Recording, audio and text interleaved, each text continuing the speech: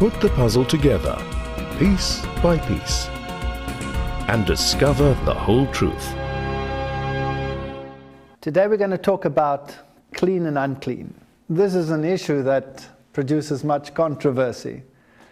Many believe that clean and unclean does not apply to our time anymore because, according to some philosophies, Jesus declared all things clean, so we are no longer under these prohibitions.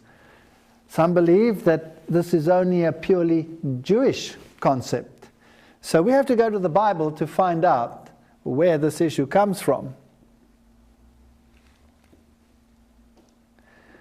The Bible says in Genesis chapter 7, verses 2 and 3, "And of every clean beast thou shalt take to thee by sevens the male and his female, and of the beasts that are not clean by two, the male and his female, of fowls also of the air by sevens, the male and the female, to keep seed alive upon the face of the earth."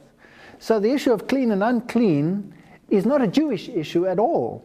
In fact, this already existed before the flood. And before the flood, there were already clean animals and unclean animals. Now, if God created everything perfect, and He says it was good, it was very good, then why do we have clean and unclean animals? Did something perhaps change? Did circumstances change on the planet? Now, I'm going to look at this from a scientific perspective. I know that there are ideological reasons for considering these things thus, but let's have a look at it from the aspect of science.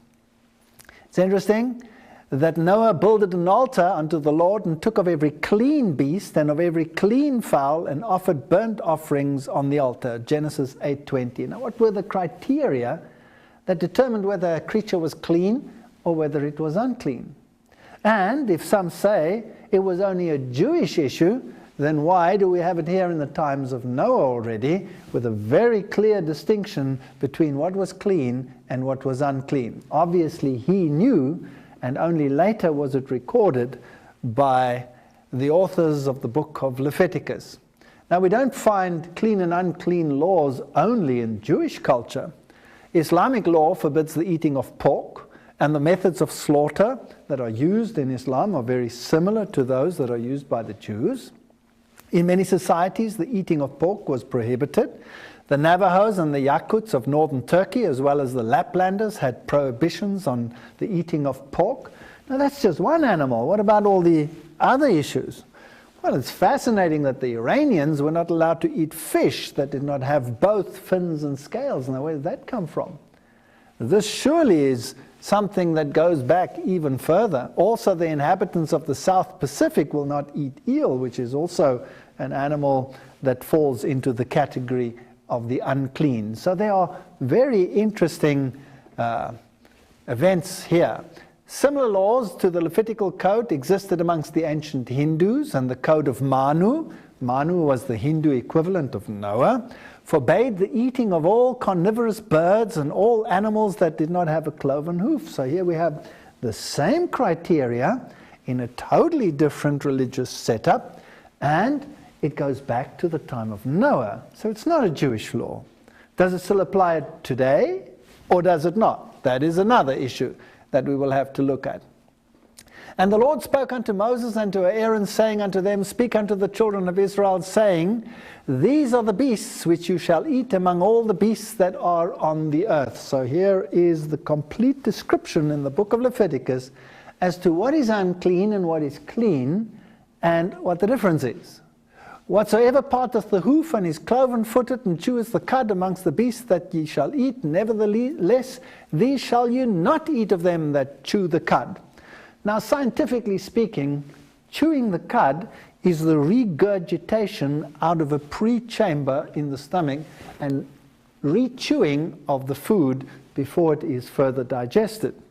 Now, it's fascinating that the animals that are listed over here that have the same sort of physiology and anatomy, like the camel, for example, is unclean, for example. "Nevertheless, these ye shall not eat of them that chew the cud, and of them that divide the hoof, the camel. Because he cheweth the cud, but divideth not the hoof, he is unclean to you. So certain animals have a similar anatomy, like those that have the cloven hoofs, and yet they are still considered unclean. Some others that are mentioned, and the coney, because he cheweth the cud, but divideth not the hoof, he is unclean unto you. And the hare, that's all the rabbit family, because he cheweth the cud, but divideth not the hoof, he is unclean to you. Now the scientific fraternity, which regards chewing of the cud something that is depicted in ungulates, will say, well, the rabbit doesn't chew the cud. Yes, he does. He just chews it at a later stage, as we will see in a moment. So the biblical concept is a little bit broader. The animals are chewing that which they have ingested before. So the coney, the rabbit, they are unclean. And the swine, though he divide the hoof and be cloven-footed, yet he cheweth not the cud. He is unclean to you. Of their flesh shall you not eat, and their carcass shall you not touch. They are unclean to you. So here is a very distinct description. So let's have a look at some of these creatures. Leviticus 11, 1 to 8. Well, there's a modern cow, and this creature, of course, chews the cud. Now, cows and ungulates in general have a pre-stomach, which is called the rumen, and there a fermentation process takes place. Sheep and goats fall into that same category. So if we go through the animals of the world that are considered clean, that fall into the clean category, we will have all the various wild and domestic goats in the world. We will have the ungulates of the fields, like the oryx, will be a clean animal, and all the buck and deer and game that we find out there in the world will be considered clean. And of course, they went into the ark in pairs of 7s. All of these beautiful creatures, the kudus, these are all clean animals. Fascinating and beautiful. There's the bongo with its stripes. Now, this is their anatomy. They have this pre-stomach, which is called the rumen. And if you look at the anatomy, you find the rumen, which is a large fermentation chamber. So the food that they chew, largely vegetation, enters into the rumen. Their bacteria ferment this product. And in ruminants with a cloven hoof, this food is regurgitated, goes back into the mouth, is chewed over and over and over, and goes back into the rumen. And then it passes through various chambers like the omasum, the abomasum, and eventually comes to the true stomach, the abomasum, where it is digested. And this fermented food passes all the way through the intestine, and the rest is then defecated.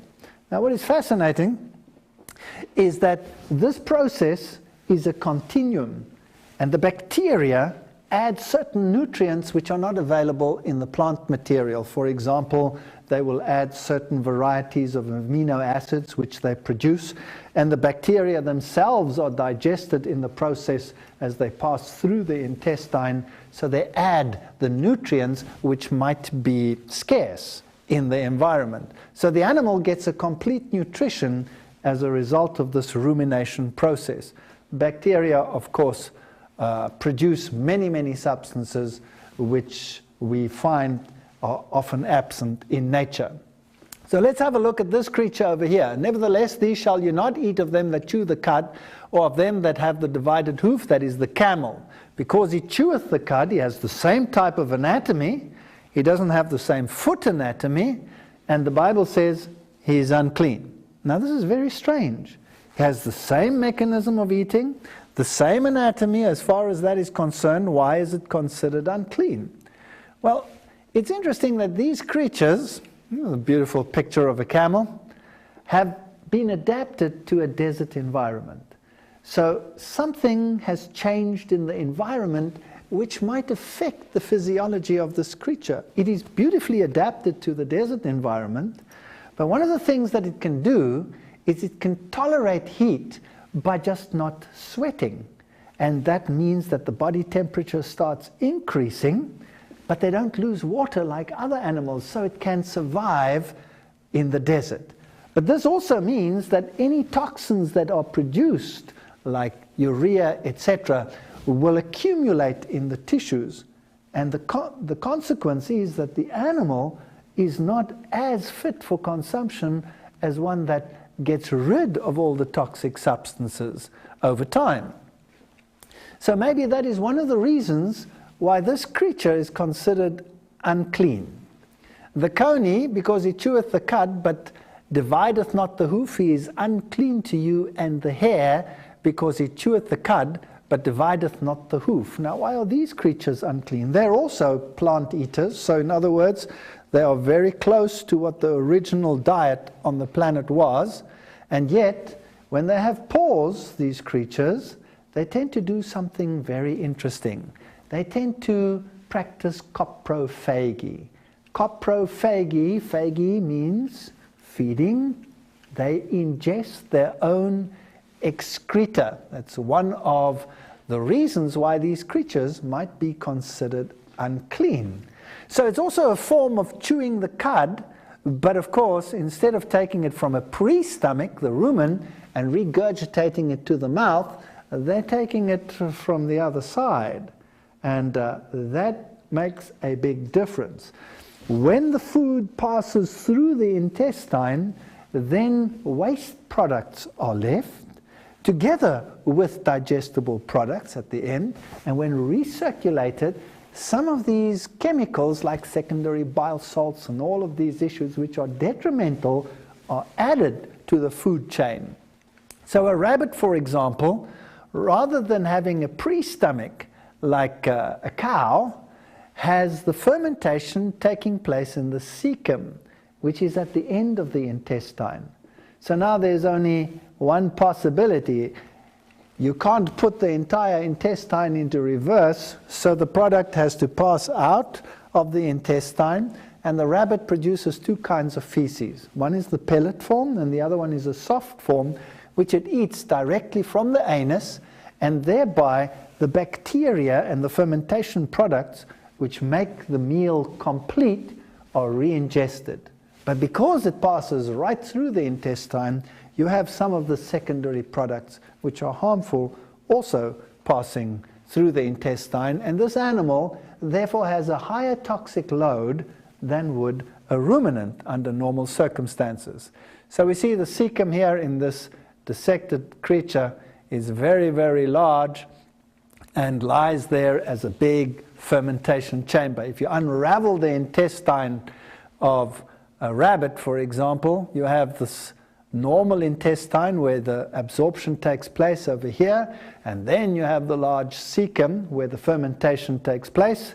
So the only possibility to re-ingest that is to take it from the other side. These animals are considered unclean. Now the horse also doesn't have a cloven hoof. It's considered unclean, and it qualifies for the same criteria as the rabbit and the hare, because it also has the cecum at the end of the intestine. And horses tend to coprophage in the natural environment as well. It's strange, if you give them all the food that they need and give them high quality feed with all the variants, there is less coprophagy than otherwise.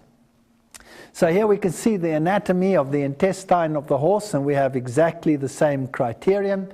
We have the cecum at the end of the intestine as you have it in the case of the rabbit. So this creature is unclean. Now the pig is considered unclean in many, many societies. And there's probably a good reason why this creature is unclean. If we go through the list of the creatures that are listed as clean in the Bible, we will see that they are all herbivores. All of them are herbivores. They, in other words, feed at the lowest level of the trophic aspects of the ecosystem. What's also fascinating is although some of them are herbivores, some of them are unclean. And that is when the anatomy is as we described in the case of the hare and otherwise, where they have to change their habits in order to gain enough nutrition out of what they eat. Now the pig is omnivore. It eats anything. It will scavenge, it will eat plant material, it will eat animal material. And we know that there is a process called biological magnification. The further you go away from the lowest feeding levels, the plant base, the more toxin is added to the tissues. So on the basis of that alone, this creature would qualify as unclean. A pig, of course, is also known for many other diseases, parasitic and otherwise. Much of the parasite problem can be solved with the right medication, but there are other problems associated with pigs. Here is a snippet from one of the scientific magazines. Off the menu from early warnings that chickens were laying fewer eggs, the dioxin scandal grew to engulf Belgium's meat industry with a full ban on all poultry, beef and pork products. Here you have this question of biological accumulation of toxins, and the pig, of course, is one that qualifies in this regard. Then you have some strange diseases, viral diseases, which tend to be very prevalent in pigs. Now it's interesting that in the past, the pig was one of the nurturing chambers for viral change, so that a species barrier could be crossed from animals to man. And the pig was always considered as one of these viral chambers where these changes could take place. Burying the bacon, encephalitis diseases passing from the pig directly to the human. There are many, many reasons why pig should be considered unclean, scientifically speaking. Did human error spread a virus from pigs? Japanese encephalitis, a deadly disease, is spreading amongst farmers. So viruses jumping the species barrier often take a transitional phase in the pig. Pig transplants should be banned from hospitals. They use heart valves, etc. in the pigs. So again, the viral issue is of great importance. So God says, leave these creatures alone and you will have fewer problems. Skin and joint disorders, boils, hives, psoriasis, gout, many of these issues are often associated with the eating of many or high quantities of these creatures. And whatsoever goes upon his paws amongst all manner of beasts that go on all fours, those are unclean unto you. Whoever touches their carcasses shall be unclean until the evening, and that beareth the carcass of them shall wash his clothes and be unclean until the evening. They are unclean unto you. Leviticus 24:28. So creatures that walked on all fours were unclean. Now some people say, well, what about my dog and my cat? They go on all fours. Yes, but you're not going to eat them, are you? You're just going to love them and cuddle them. The Bible doesn't forbid you loving and cuddling your horse or riding on an unclean animal. Even the Lord Jesus rode on an unclean animal. It says you mustn't eat them. So why are these creatures with paws unclean? Well, as we saw previously, they also are coprophages. In other words, they tend to eat their own excreta, and so a dog will do exactly that, as many people with dogs will know. These also are unclean unto you among the creeping things that creep upon the earth, the weasel, the mouse, the tortoise after its kind, the ferret, the chameleon, the lizard, the snail, the mole. These are unclean to you among all that creep. Whosoever does touch them when they be dead shall be unclean until evening. Now that was a ritual law. But nevertheless, all of these creatures fall into those same categories. They are mostly not herbivores, and if they are herbivores, then they are coprophages. So again, they would suffer from higher levels of toxins than others. So all of these little creatures, cute and cuddly as they might be, are not fit, according to the Bible, for human consumption. And if we look at the little chipmunks and squirrels of the world, well, these creatures are unclean. They also tend to practice coprophagy. What is interesting, as the ecology deteriorates, for example, many forests are suffering a decline, so these creatures are finding it hard to find the sustenance that they need for life. And many of them are actually turning to roadkills and becoming scavengers, even eating animal products. So again, they fall into this category of biological magnification as we move from the lower levels of the plant world into the higher trophic levels of eating animal material. The elephant is very similar in its anatomy to the coney, so it falls into that category as well. Also, the coney has a relatively poor thermoregulation, which also affects the digestive system. So this creature would also be considered unclean, as well as the hippopotami and all of these fascinating creatures. Now, there's an interesting experiment that was made. They took some mussel extract and made an extract and put this onto seeds and determined how these seeds were affected by the mussel extract. And so they went through the list of the animals listed in the book of Leviticus and discovered that when unclean animals were used, then the extract had an effect on the growth of these plants. So here we have the effect of a 2% mussel extract from various animals used as a growth medium for seedlings of Lupinus albus on root growth compared to seedlings grown in a standard growth medium. And the results are expressed as a phytotoxic index, where 100% indicates no impairment of growth. So they planted these little legumes, and then in a growth medium measured their normal growth, and normal growth was 100%. They added the extract. If the extract impaired the growth, well, then it was less than 100%. So the closer we get to 100%, the better the growth and the less the impairment. And they compared sheep and ox and goat and deer and all of these creatures which are considered clean animals, and found some fascinating things. The sheep, for example, produced a phytotoxic index of 94%, so there's a slight reduction in the growth as opposed to 100.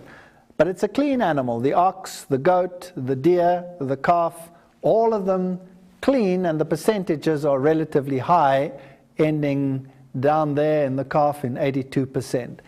As soon as they took an unclean animal, the dog, for example, it dropped to 62%. So there was a phytotoxic effect. Plants, phytotoxic, poisonous, poisonous to the plants. The black bear, the white rat, the grizzly bear, the pig, all of them, of course, depicted as unclean in the Bible, impaired the growth of the organism. This is fascinating stuff. The cat, the groundhog, the possum, the silver fox, the hare, the guinea pig. As we go down the list, we find that the phytotoxic index increases. So there are chemical products in these creatures which impair the development of the plant. Maybe that's one of the reasons why God says we should not eat those creatures, because they could impair certain aspects of our own development. So all of these creatures, like the lizards, and all of these are unclean. Now, most of these creatures are, well, when we talk about their thermoregulation, they are not homeothermic. They don't keep constant temperatures. So they are subject to the environment. If it's cold, they are cold. If it's warm, they are warm. So we talk about cold-blooded, warm-blooded creatures, poikilothermic, homeothermic, in the more scientific terminology. And these creatures, when they are cold and have food in their stomach, will actually have fermentation and rotting processes taking place, and the toxins will accumulate. That's why snakes don't eat in the winter, because they can get such high toxic loads that they could actually die from it. So these creatures are all considered unclean for a good reason. And though they are beautiful and interesting to look at, we shouldn't eat them. So says the Bible. A chameleon, wonderful creature. Some are afraid of them, some love them. God is a lover of variety and has produced a great number of life forms for us to enjoy. But he says, watch out. Some of them are detrimental to your health. Don't make them your diet. The basilisk, which looks just like a little dragon. And I wonder whether some of the legends of dragons don't come from here. Snakes, as I have said, with their thermoregulatory problems, obviously one of the reasons why they are considered unclean. And then, of course, the higher toxic loads which they have being high up in the trophic levels. The same with frogs. These creatures are carnivores and therefore qualify as unclean animals. The dog and the cat, unclean. Again, they're carnivores, so they're removed from the original. And the little mouse, well, it has the same problem as the rabbit. It has this huge cecum in its intestine, so it is a coprophage, eating its own excreta, as well as all these beautiful creatures with their paws. They are not fit for human consumption. Now, when we get back, we will look at some of the other criteria as to why fishes, etc., are unclean and some are clean. Well, why are some fish clean and some fish unclean? This is a very intriguing question. These shall ye eat of all that are in the waters, whatsoever has fins and scales. In the waters, in the seas, and in the rivers, them shall ye eat, and all that have not fins and scales in the seas and in the rivers, of all that move in the waters, and of any living thing which is in the waters, they shall be an abomination unto you.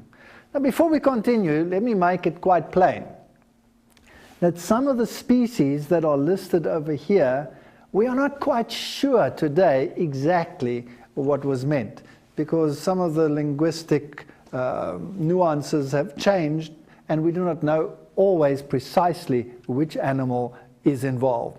But there is enough indication to give us the criteria nevertheless. So what's the difference between one that has fins and scales and one that does not have them? They shall be even an abomination unto you. You shall not eat of their flesh, but you shall have their carcasses in abomination. Whatsoever hath no fins nor scales in the waters, that shall be an abomination unto you. Pretty clear. And as I've shown, it's not only the Jews that have these prohibitions, but we find them in other regions of the world as well. Now, an animal like a fish, which has fins and scales, is very interesting because somewhere in its life cycle, it is largely herbivorous, even if it is in the younger or larval stages that it is herbivorous. A fish is an amazing creature. It has a very high ability to detoxify itself. And of course, being situated in water, its thermal regime remains relatively constant. And when the temperatures do change seasonally, they adapt enzymatically. It's a fascinating physiological story. Eels, lampreys, catfish, all of these don't have scales. Now, where do they fit into the food chain? They are largely scavengers, and they will eat virtually everything. So they fall into the category of biological accumulation. They accumulate more toxins than the others do, and therefore should be considered unclean. Sharks and rays would fall into the category of the unclean, and they're a fascinating group of animals. Now, they live in marine environments, many of them, and when they live in the marine environment, they have a problem. They don't have the ability of the fish that have fins and scales to rid themselves of the salts which constantly move into the body as perfectly as the others do. So these creatures solve their osmotic water problems in a different fashions. A bony fish will excrete salts through the gills, so when it drinks seawater, it desalinates the seawater and gets fresh water through this process. And that is how these fishes survive in a marine environment. A shark, on the other hand, also has less salt in its body than the sea has. So you would have the problem that water tends to leave the animal. It has a salt gland in the rectum whereby it can get rid of some of the salts, but it solves its water problem by retaining urea. And so it has very high levels of urea. Urea is, of course, a waste product which other animals just excrete to get rid of it because it is toxic. But these creatures retain it and have developed a resilience and a resistance to this product. So in fact, they are like urea enhanced creatures. So what would happen if you took the fins off the top of the animal and dried them? Well, what you would get is you would get crystallized urea. And when you make shark fin soup, that's exactly what you have. It's like putting a urea tea bag in the soup. It surprises me that it's so expensive. So these creatures are considered unclean by the biblical criteria for a very good reason. When we look at the arthropods of the world, the little creepy crawlies of the world, many of them, of course, are scavengers, and they are, well, as it were, the kidneys and the livers of the environment, cleaning up the dirt. As such, they are subject to much higher levels of toxins than other animals. And when you have flares of, let's say, red tides or something similar in the environment, then all of these creatures become extremely dangerous for human consumption, because they will accumulate more of these toxins in their systems than any of the other creatures. So they are toxin accumulators. The Bible says they are unclean. So physiologically speaking, there's a good reason as to why the calamaris of this world, the squids and all of these creatures, should be considered unclean. When we go back to our phytotoxic index of the various fish, you find something fascinating. The sea bass, the herring, the pike, the salmon, the cod, all of those fare relatively well. The tuna, the halibut, the white perch, the rainbow trout. As soon as you come to the shark, boom, there's a drop from the 80s to the 60s. It's as if there is a transition. The porcupine fish, the puffers, the moonfish, the catfish, the eel, and you can see the phytotoxic index showing that these tissues are detrimental to the growth of the plants.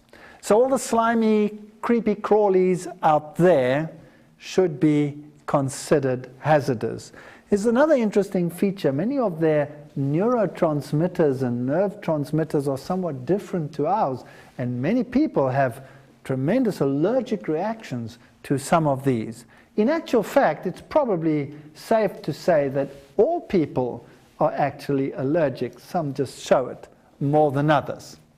When it comes to the fowls of the air, and these are they which you shall have an abomination amongst the fowls, you shall not be eaten, they are an abomination. And then it talks about the eagle, the ossifrage, the osprey, the vulture, the kite, the raven, the hawk, the owl, etc., etc. The hawk, the cormorant, the swan, the pellicle, the herring, the lapwing, the bat. Now, all of these again are what? They're either carnivores or they're scavengers. So again, they do not qualify. The Bible says that in the beginning, all animals ate plant material. So the fall induced a change in the diet, and that in turn produced unclean animals. So God didn't produce them unclean, create them unclean in the beginning, because they were never intended to be eaten in the first place. The human diet, according to the Bible, was plant-based, if we read what it says in the book of Genesis. So today we have clean birds which we have in our dietary regime. The question is, if the criteria are so precise there in the Bible, and any animal that deviates from the original far enough becomes unclean, then what if you feed these animals what they do not naturally get in their diet? What if you make these animals carnivores like the industry often does, but feeding them carcass meal and fish meal and all of these issues, some of which is now being banned universally, or in some countries and in others not. So does an animal remain clean by definition, or do we look at the criteria and say, well, maybe these creatures are no longer what they used to be. Maybe they're not clean anymore.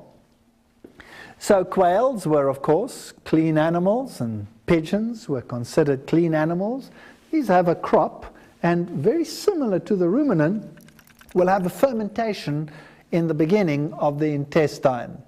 And the ostriches, that's one of the difficult ones to classify in terms of the nomenclature of what it's called in the Bible. And these creatures, some of them with webbed feet. The German Bible has an interesting translation. It says, Die Gans und seine Art, which means the goose and its kind, sort of demonstrating that anything with webbed feet might be considered unclean. This is a difficult area to determine, but the criteria still applies. If it's removed from its original dietary source and eats something else, then it should be considered unclean. So the pelican and all these fish-eating birds should be considered unclean. Penguins and the like. And of course, some of these interesting creatures eat many, many materials which are not plant-based, like the pelicans and these beautiful creatures over here. And the owls, of course, and the birds of prey are well known for their carnivory. Isn't it interesting? The further removed from the original, the uglier they get.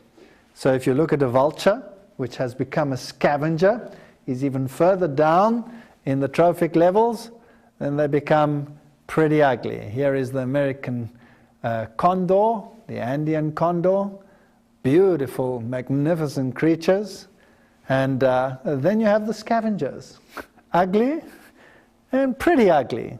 There are still reminders of the beauty of Eden somewhere over there, but surely this is not good. Very good. So let's have a look at the phytotoxic index of these birds. The pigeon in the 90s, the duck, the quail, the coot, the swan, the goose, the turkey, and as we go down the list, we come suddenly to the sparrowhawk, and what do we find? The sudden drop into the 60s as we come to these carnivorous birds that are clearly depicted as unclean. The owl, the crow, the hawk, they are unclean animals. Now, all fowls that creep, going upon all fours, shall be an abomination unto you. You know, I've had a lot of altercations about this verse, because some of my scientific colleagues would say, you know, the Bible doesn't even know its anatomy, because here the Bible talks about insects having 4 legs. No, no, no, no. You have to read it carefully. It says here, all flying insects, New King James Version, that creep going upon all fours. Now, insects have 6 legs, that is right. But 2 of them, the front ones, are used more like hands than feet. So if you sit and watch a fly, you will see it washing its face and cleaning its eyes with its front feet. If you watch a praying mantis, 2 of them are up. It catches and holds its prey with the 2 front feet. So in actual fact, 4 of them are more like legs, feet, and 2 of them are more like hands. So let's be specific. The Bible is not that inaccurate after all. Yet these you may eat of every flying, creeping thing that goes upon all 4, which have jointed legs above their feet to leap withal upon the earth.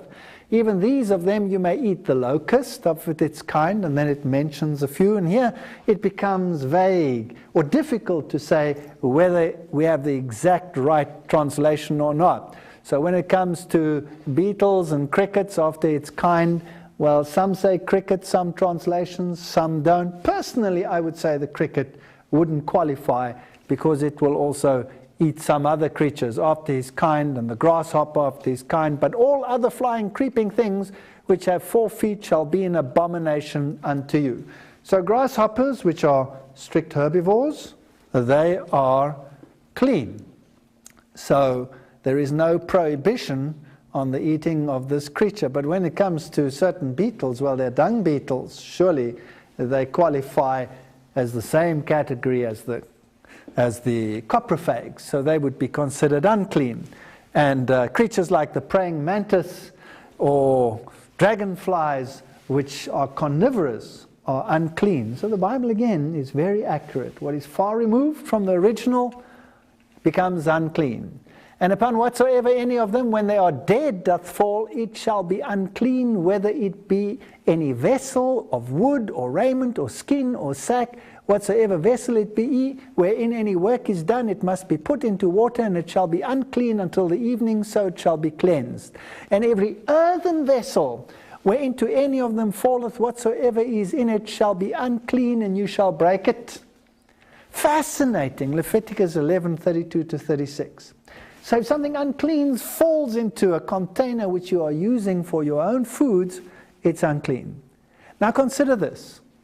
As it deteriorates in there, it's dead, so the chemicals inside it leach into the waters or into whatever is in that vessel.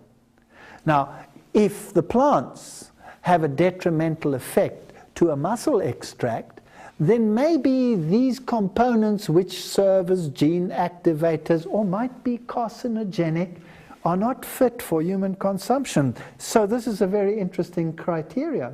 If development can be impaired in a plant, why not in a human? So don't eat them. Of all the wheat meat which may be eaten, that on which such water cometh shall be unclean, and all drink that may be drunk in every such vessel shall be unclean.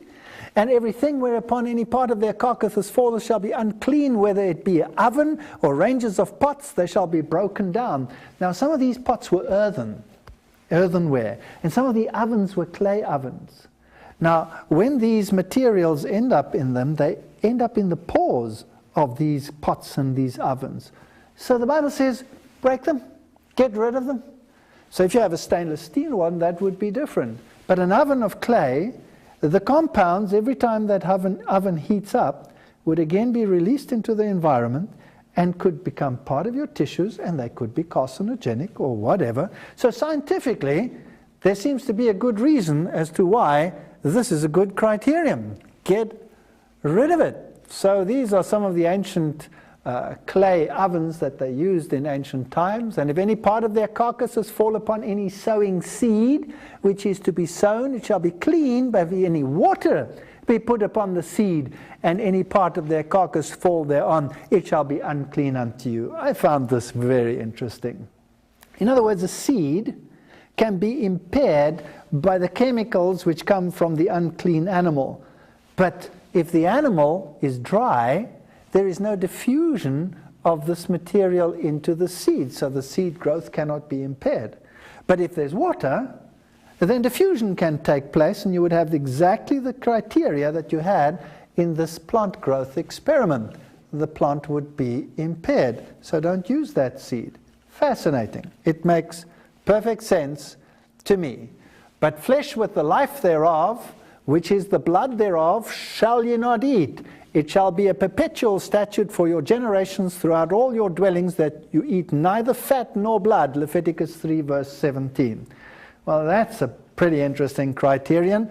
Any scientist today who is worth his oats will tell you why fat is detrimental in terms of heart disease, in terms of carcinogenic effects or cancer promotion. Fat is the #1 criterion. Blood, on the other hand, contains many of the nutrients that you have in the body, but it also contains the toxins that are to be removed from the body. So obviously, eating blood is not a good idea. I know many cultures do it, but biblically speaking, it's not a good idea. And scientifically speaking, it's not a good idea either. Moreover, you shall eat no manner of blood, whether it be of fowl, of beast, any of your dwellings, whatsoever soul that eateth any manner of blood, even the soul shall be cut off from its people. Well, of course, there was a ritualistic reason for this as well, but purely scientifically, it's not good to eat something that contains the products that have to be removed from the body. The prohibition did not only apply to the Old Testament, but also applied in the New Testament. And this is interesting because many ignore this prohibition. But that we write unto them that they abstain from pollution of idols, and from fornication, and from things strangled, and from blood. Acts 15 verse 20. So here are some of the Levitical laws being repeated even in the New Testament. So, did we get rid of these criteria in the Christian era, or did we not? Not that which goes into the mouth defileth a man, but that which cometh out of the mouth, this defileth a man. Matthew 15:11. Does this statement imply that everything is now clean? Of course not. It's a spiritual application that watch what you speak about, watch what you say, because that is a window of what is happening in your soul. So, does clean and unclean still apply in terms of the biblical criteria today? Well, one of the texts that is used to say that clean and unclean is no longer what it was is the story of Acts chapter 10. Now, there was a certain man in Caesarea called Cornelius, a centurion of the band called the Italian Band, a devout man and one that feared God with all his house, which gave much alms to the people and prayed to God always. Now, what we have here is the story of a non-Jew who found God. And the story goes that he had a vision and he sent his delegates to Peter, who was a Jew, and as such would have regarded those of the other nations as unclean. And this story has a fascinating content. He saw in a vision, evidently about the 9th hour of the day, an angel of God coming unto him and saying unto him, Cornelius. And when he looked on him, he was afraid and said, What is it, Lord? And he said unto him, Thy prayers and thy alms are come up for the memorial before God. Now send men to Joppa and call for one Simon, whose surname is Peter. Now Simon would never have gone with these men if God had not intervened in a marvelous fashion. So we read, on the morrow as they went on their journey and drew nigh unto the city, Peter went up upon the housetop to pray upon the 6th hour, and he became very hungry and would have eaten, but while they made ready, he fell into a trance. In other words, he had a vision, and saw heaven open and a certain vessel descending unto him, and it had a great sheet knit at the four corners and let down to the earth.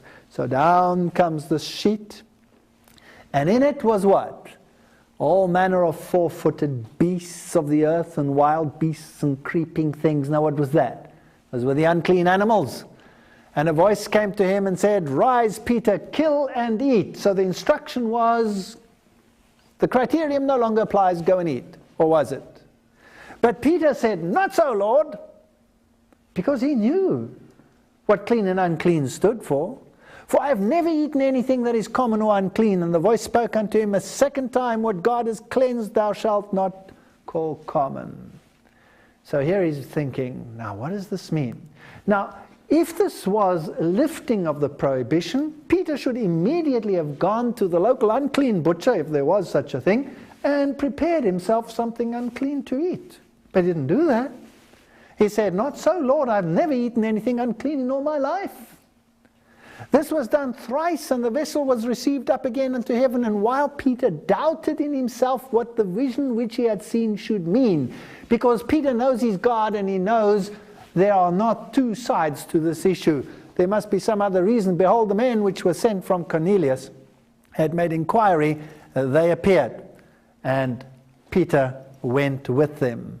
And while Peter thought on the vision, the Spirit said to him, Behold, here are the 3 men, I have sent them. Go along with them. And off he goes.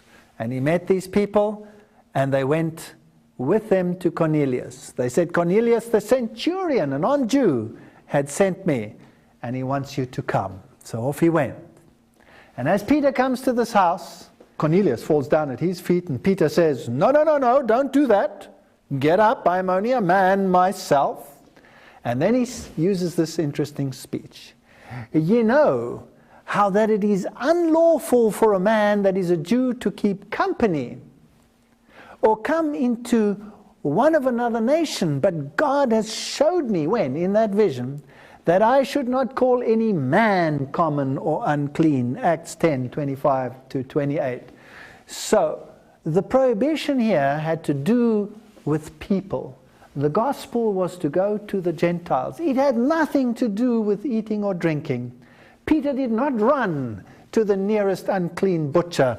Peter went to Cornelius and said, God showed me in vision I may not call any man impure or unclean. So the question I have today, the very logical criteria that we have in the Bible, are those still applicable today? That which was unclean then is still unclean today. And nowhere in the Bible do we find a lifting of this restriction.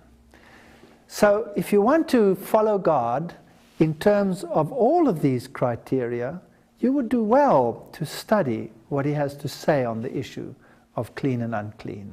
May God bless you.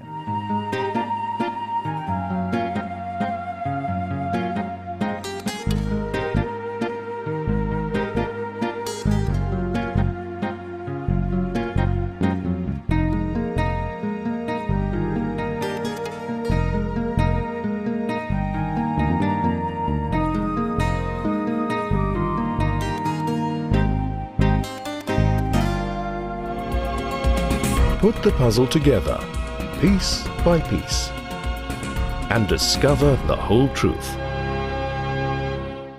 Why do we have a 7-day week? Join us next time as we travel back to our biblical origins and find a very special day to remember.